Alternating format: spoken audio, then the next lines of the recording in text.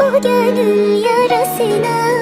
İki damla yaş koydum ömrümün arasına. İki damla yaş koydum ömrümün arasına.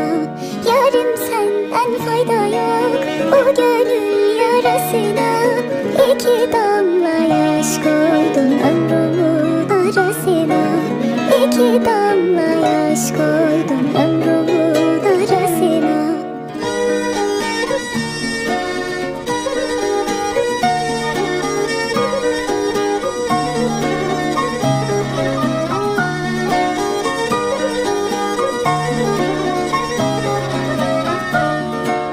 Anlam demiş bir daha, yemin olsun adını.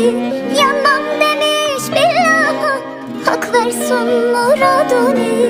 Yarim senden fayda yok o gönül yarasına. İki damla yaş koydum ömrümün arasına.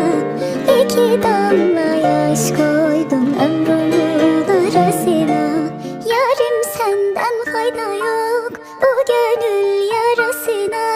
Yarim senden fayda yok o gönül yarasına. İki damla yaş koydum ömrümün arasına. İki damla yaş koydum ömrümün